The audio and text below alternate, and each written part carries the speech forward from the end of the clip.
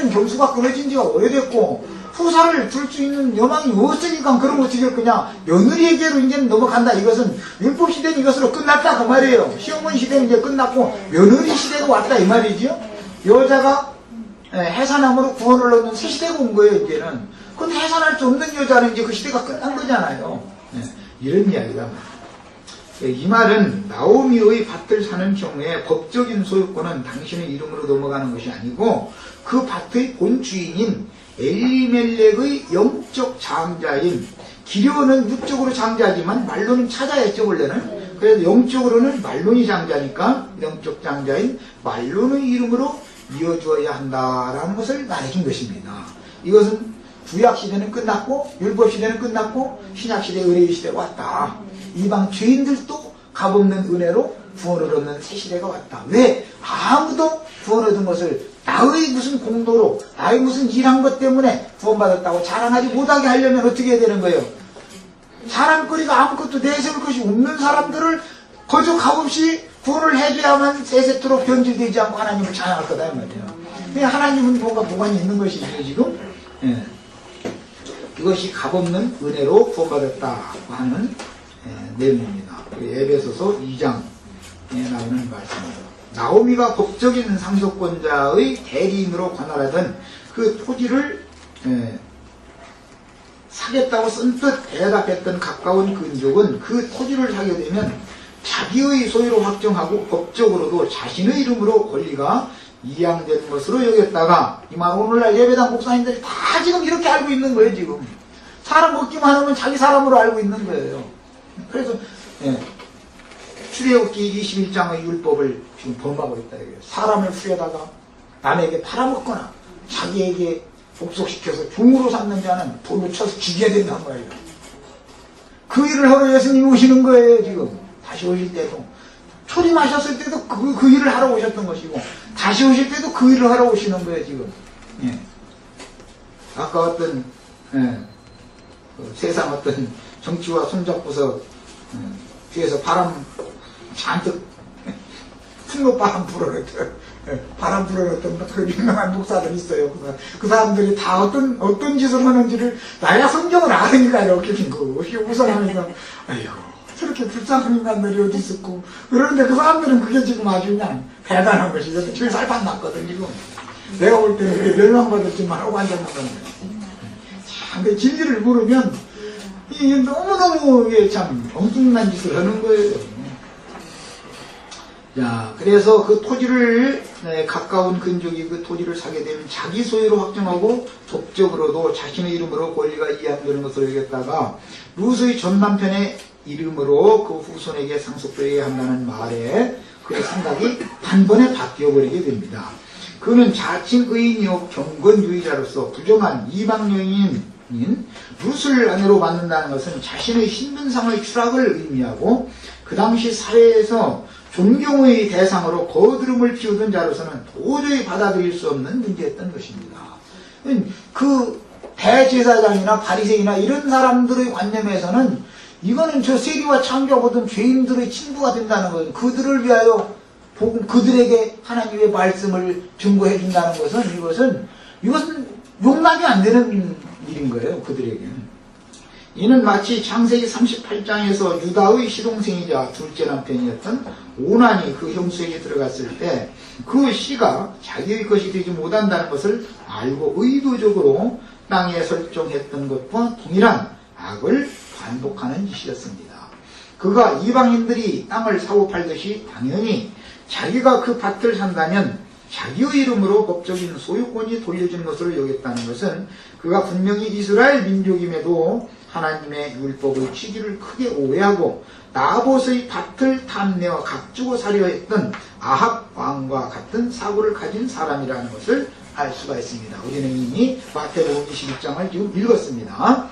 하나님의 말씀에 대하여 이렇게 혼잡한 사람들의 상태가 사사시대의 제사장들이며 사사시대에는 제사장의 직분이 확고히 세워지지 않았기 때문에 제사장의 자격이 없던 다른 지파에서 사사들이 일어났었던 것인데 오늘날 진리에 대한 영적인 의미를 오해하고 있는 기성교회의 자칭 기름 부음 받은 종들의 무지로 말미암아 어지럽고 혼잡한 신앙생활을 하는 것에 대한 예표가 되는 것입니다.